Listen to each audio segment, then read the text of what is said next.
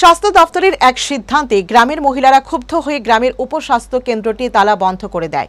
৩ দিন ধরে উপস্বাস্থ্য কেন্দ্রটি তালাবন্দী থাকলেও দপ্তর উদাসীন।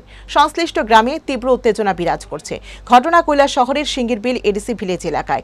উল্লেখ্য, কৈলাসহরের চণ্ডীপুর ব্লকের অধীনস্থ সিঙ্গিরবিল এডিসি ভিলেজ। এই সিঙ্গিরবিল এডিসি ভিলেজের অফিসের একই ছাদের নিচে সিঙ্গিরবিল উপস্বাস্থ্য কেন্দ্রটি অবস্থিত। এই সিঙ্গিরবিল এডিসি ভিলেজে প্রায় 450 পরিবারের বসবাস রয়েছে। দীর্ঘ 20 বছর ধরে সিঙ্গিরবিল উপস্বাস্থ্য কেন্দ্র থেকে গ্রামবাসীরা চিকিৎসা পরিষেবা পেয়ে যাচ্ছিল, কিন্তু বিগত 5 দিন পূর্বে স্বাস্থ্য দপ্তর থেকে এক লিখিত নির্দেশ আসে যে সিঙ্গিরবিল উপস্বাস্থ্য কেন্দ্রটি তুলে নেওয়া হবে এবং পার্শ্ববর্তী ফুলতলী গ্রাম পঞ্চায়েত এলাকায় স্বাস্থ্য দপ্তরের IPHS বিল্ডিংয়ে সিঙ্গিরবিল উপস্বাস্থ্য কেন্দ্রটি স্থানান্তরিত করা হবে। স্বাস্থ্য দপ্তরের এই সিদ্ধান্ত শোনার পর গ্রামবাসীরা ক্ষোভে ফেটে পড়েন। গ্রামবাসীরা বুধবার দুপুরে সিঙ্গিরবিল উপস্বাস্থ্য কেন্দ্রের সামনে বিক্ষোভ প্রদর্শন করেন। এখানে এখন ঘটনা সেরকম, আমরা যে লোকাল PHC হসপিটাল আছে সিঙ্গিরবিল, এটা বাদে এখানে আমরা পঞ্চায়েতে একটা সাব সেন্টার আছে, যেখানে আমরা 416 ফ্যামিলি বসবাসকার একটা এলাকা।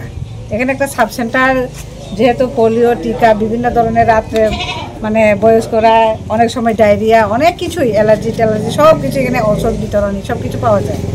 এখন আমরা এখানে যেহেতু এই সুবিধাটা আছে, আমরা সিঙ্গিরবিল এডিসি ভিলেজের আন্ডারে এখন শুনছি যে গভর্নমেন্ট থেকে একটা নোটিশ আইছে, এখান থেকে এই সাব সেন্টারটা ফুলতলিতে নেওয়ার ব্যবস্থা হয়েছে, এরকম একটা নোটিশ আইছে।